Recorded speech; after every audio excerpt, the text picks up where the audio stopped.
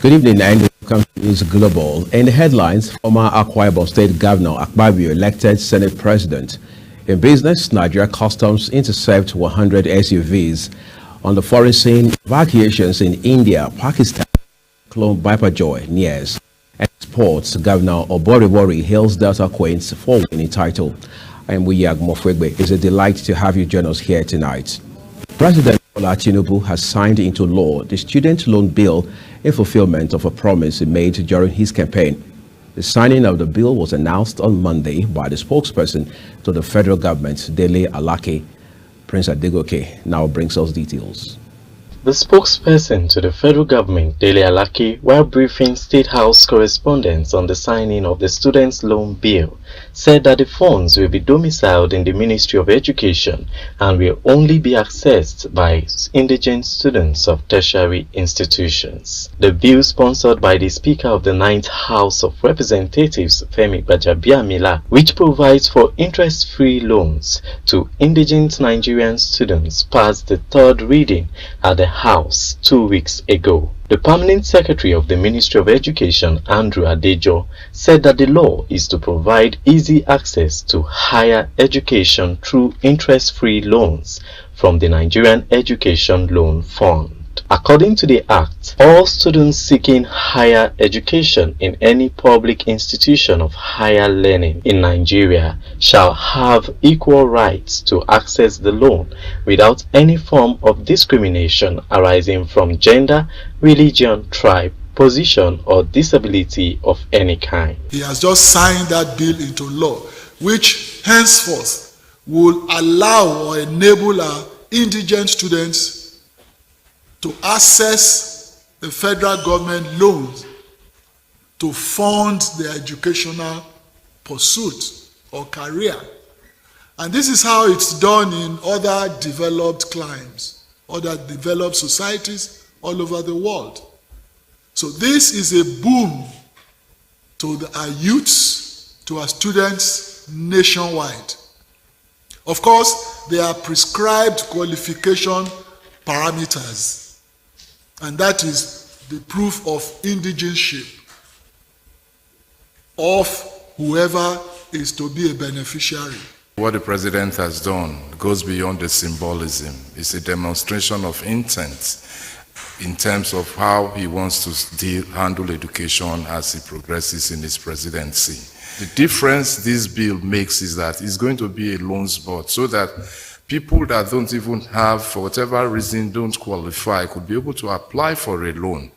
And I'm very sure the country has learned from recovery rates of loans, and the experience we had will be able to guide how the Students' Loans Board will work. I want to congratulate the president, and most importantly, congratulate us Nigerians, because what we have now is that nobody should say money did not allow him to go to school. The new law provides easy access to higher education for Nigerians through interest-free loans through the Nigerian Education Bank, with a view to provide education for all Nigerians.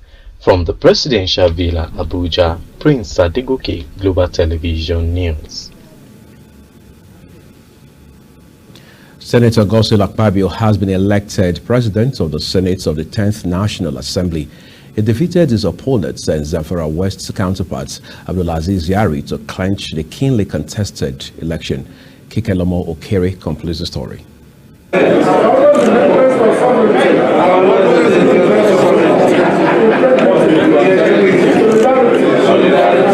Godswill Akpabio, elected President of the Senate, is a candidate of All Progressive Congress, a former governor of Akwa Ibom State. Served as a Minister for Niger Delta Affairs from 2019 to 2022, representing Akwa Ibom Northwest Senatorial Zone. Before the contest, Senator Ali Ndume had nominated, while Senator Alisha Abu nominated Yari. I present to you His Excellency Senator Godswill Akpabio for the Senate Presidency of the Federal Republic of Nigeria. Where is he? Please stand up.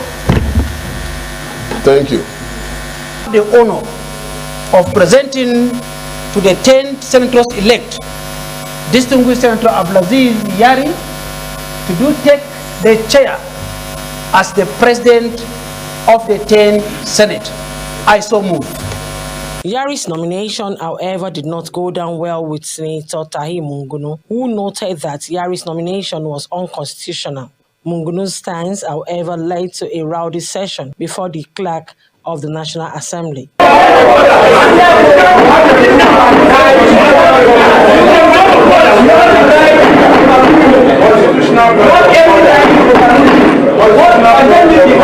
After the election, Senator Akpabio was declared winner and clerk of the National Assembly administered the oath of office on Akpabio. In a related development, Senator Barau Jibrin from Kano State, who was unopposed, worked for the success of the government. Akpabio also assured members of the 10th Senate that he will work with them to make laws that will move forward and encourage foreign direct investment into the country.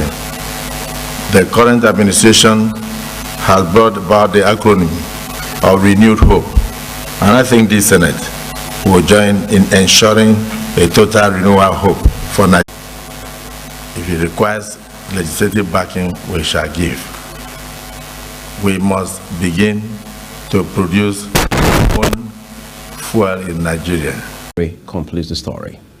The clerk of the National Assembly, Sani Magaji, and mover of the motion of nomination of the newly emerged Speaker Al-Hassan Adodogua and his seconder, Nolim Naji, escorted Abbas to take the oath of office as Speaker. In a related development, member-elect of Benze Federal Constituency of Abia State, Benjamin Kalu, has been elected unopposed as Deputy Speaker in the 10th House. Kalu, who was nominated by the member-elect for Ikorodu Federal Constituency of Lagos State, Baba Jimmy Benson. Kalu is also All Progressive Congress preferred candidate for the Deputy Speaker position. He was also guided by the clerk to take his oath of office. Distinguished ladies and gentlemen, I rise to present to you a man, like I said, who I believe is creditably reliable, and by providence of his hard work, he has been able to take to his credit 78 legislative bills, out of which 20 bills have been accented by the President of the Federal Republic of Nigeria. I rise to humbly accept the nomination as led by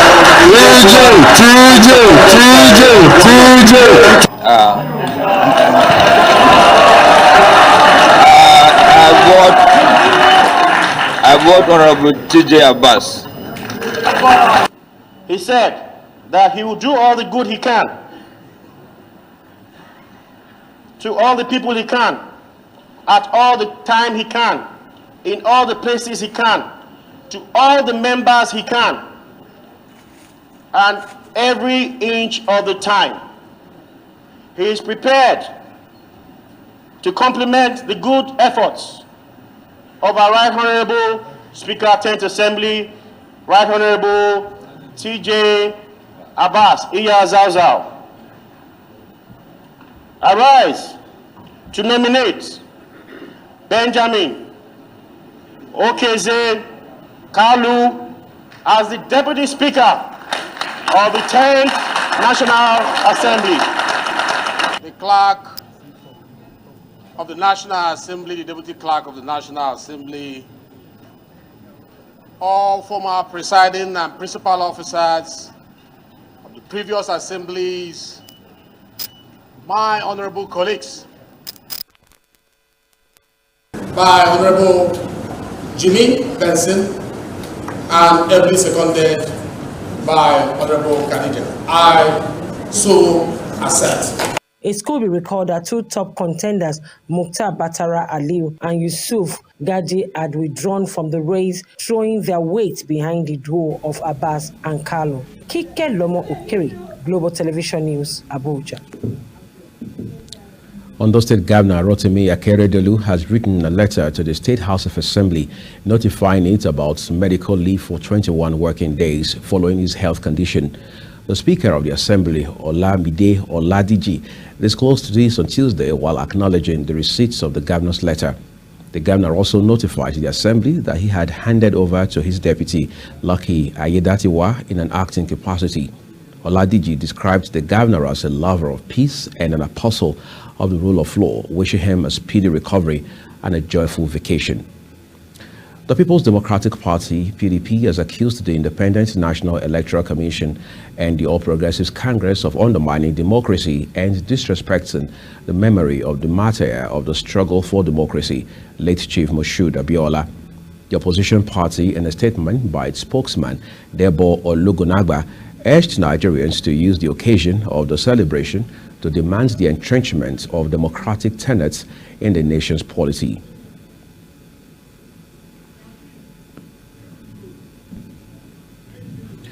Presidential candidate of the African Democratic Congress in the 2023 general election, Dumebi Kachiku, has called on President Bola Tinubu to order a comprehensive audit of the activities of the Central Bank of Nigeria, CBN, the Nigerian Petroleum Company Limited, NNPCL, and the Nigeria Customs Service. Kachiku, in his Democracy Day broadcast, said the probe of the three institutions would not only unravel the level of abuse in the past few years, but would also help the new administration to embark on reforms aimed at jump-starting the economy for the challenges ahead. Kachiku applauded the bold decision to announce the removal of fuel subsidy on petrol. He, however, faltered President Tinubu's failure to put in place adequate palliative measures to cushion the pain brought about by the hike in the pump price of petrol nationwide. The family of the presumed winner of the June 12, 1993 presidential election, late Moshood Kashimawo Olawale Abiola, has expressed optimism that the federal government would pay the family all the presidential entitlements of the business mogul. He appealed to President Bola Tinubu to look into the request. The secretary of the family and one of the sons of Abiola, Amin, said this during a prayer session held at the MKO Abiola family house at the Bagura area of Abeokuta. He said the President Bola Ahmed Tinubu-led government has the capacity to ensure that all incentives due to Abiola get to the family. Amin said beyond payment of the entitlements, the federal government should implement most of the people-oriented policies Abiola had promised Nigerians while he was alive. Let's turn to other stories for you tonight. The senator-elect representing Kano South, Jibrin Barau, has emerged as Senate Deputy President unopposed. His emergence followed his nomination by the former governor of Ebonyi State, David Umahi. A member-elect representing Kwara North, Salisu Mustafa, supported the nomination. Barau accepted the nomination and emerged the Deputy Senate President of the 10th Assembly unopposed. Global TV had earlier reported that Godswill Akpabio was elected President of the Senate. This is Global TV and you're watching the News Global, coming to you on Star Times channel 276 from Nigeria's capital, Abuja. Do well to follow us across social media platforms at Global TV NG. More stories coming your way right after this break. Be sure to stay with us.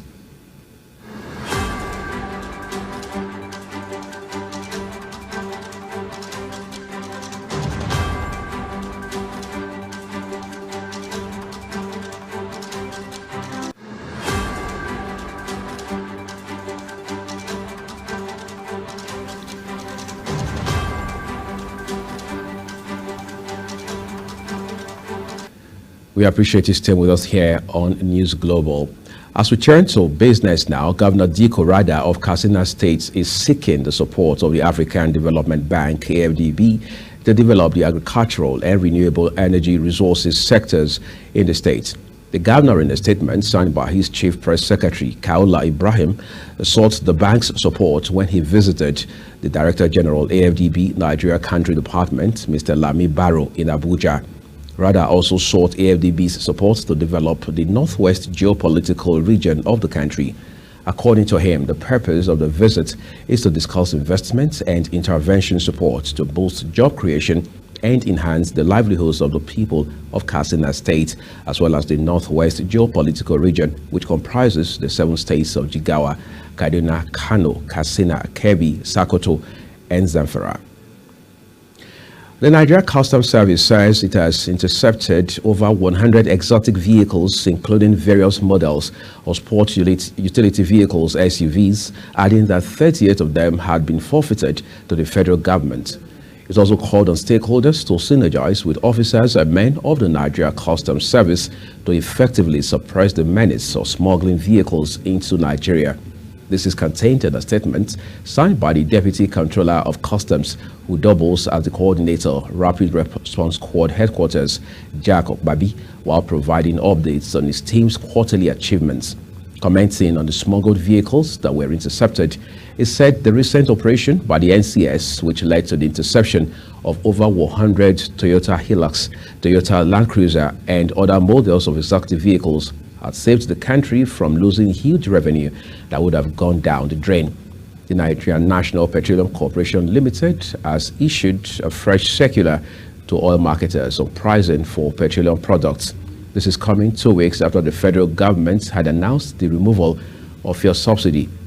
NNPCL Retail, in a circular released, directed marketers to consider merging their road orders, which bear the old fuel price, in order to buy a truck of 45 million liters of petrol. However, the marketers had before the regulation ordered one truck of petrol for about 7.7 million naira. The new circular by the company advises marketers who had probably ordered 3 trucks at 7.5 million naira to merge their orders or ask for a refund. Guinness World Records finally names Hilda Bassi new record holder for the longest cooking by an individual. Chung Annabel Josephs now gives us an insight into that story. The Guinness Book of World Records has confirmed Hilda Bassi cookathon and has shared a video congratulating her. That with a time of 93 hours and 11 minutes, Hilda Bassi is the new holder for the Guinness World Records title for longest cooking marathon. Congratulations, you are officially amazing.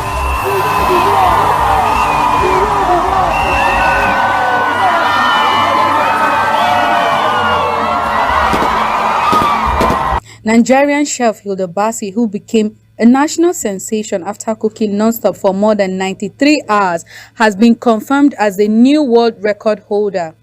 Politicians and celebrities cheered Hilda Bassi in Lagos during the 4-day stint last month. She prepared more than 100 dishes in the process and was only allowed to take a 5-minute break each hour. Bassi beat the previous record holder, Lata Tandon of India, who managed a time of 87 hours, 43 minutes in 2019. Chung Annabel Joseph, Global TV News. It's time to look beyond the shores of Nigeria now, where tens of thousands of people are being evacuated across India and Pakistan before a powerful cyclone hits later this week. Scientists are warning that global warming is making such storms more severe. More than 40,000 people have left their homes in India and Pakistan as Cyclone Biparjoy approaches across the Arabian Sea, with authorities warning that it could bring gales of up to 150 kilometers per hour, equivalent of 93 miles per hour, to the densely populated coastlines of the two nations. India and Pakistan are bracing for the first severe cyclone this year, expected to hit their coastal regions later this week. Authorities have halted fishing activities, closed beach areas, deployed rescue personnel, and announced evacuation plans. From the Arabian Sea, Cyclone Biparjoy is aiming at Pakistan's Sindh province and the coastline of the western Indian state of Gujarat. It is forecast to make landfall on Thursday and could reach maximum wind speed of up to 124 minutes per hour. Disaster management personnel have been deployed to densely populated regions and cities in the storm's path. All ports, including 2 of India's largest, Mundra and Kandra, have been shut down as a precaution.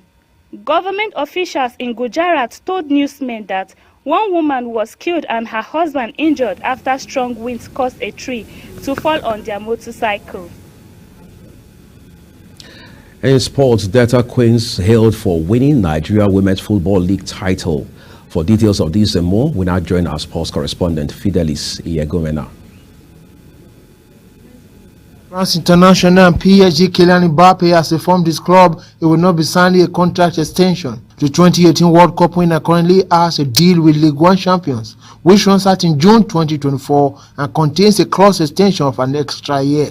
But new development from transfer expert Fabrizio Romano reveals the 24-year-old does not have the intention to remain with the club till 2025. As of now, no plan to let Kylian leave for free. Paris Saint-Germain will cash out on him. The governor of Delta State, Sheriff Boriwori, congratulates the Delta Queens for winning the Nigeria Women's Football League tournament, dubbed Super 6 in the statement via the Chief Press Secretary, Festus Ahon. The Delta Queens lifted the title in style after defeating Bayelsa Queens 2-1 on Sunday at the main bowl of the Stephen Keshi Stadium in Asaba. The champions of the Super 6 tournament have now qualified to represent Nigeria at the forthcoming West African Football Union B Women's CAF Champions League qualifiers. Governor Sharif, who particularly is all joy as the state is winning this tournament after 11 years, has now implored the Queens to prepare adequately for the continental tournament. Former England and Manchester United defender Gary Neville has told Eric Ten Hag to find David De Gea's replacement ahead of the Premier League next season. A number of concerning performances have raised eyebrows over his future despite the Spanish shortstopper ending the Premier League last season as the Premier League's Golden Glove winner. Ten Hag has already told David De Gea he has no guaranteed spot as United #1 goalie. David De Gea is expected to sign a new contract on reduced basis soon, as his contract at Old Trafford expires this month. Fidelis Nyagumena for Global Television News. As we end the News Global tonight, a quick look at our top stories. Former Akwa Ibom State Governor Akpabio has been elected Senate President. In business, Nigeria Customs have intercepted 100 SUVs on the foreign scene. 3 India and Pakistan have begun evacuations as Cyclone Biperjoy approaches. And in sports, we told you Governor Oboriwori of Delta State has hailed Delta Queens for winning title. And that's it for the news here tonight. Thank you everyone for watching. I am Muyi Agmofwegwe on behalf of the entire production team. We say have a great night ahead of you.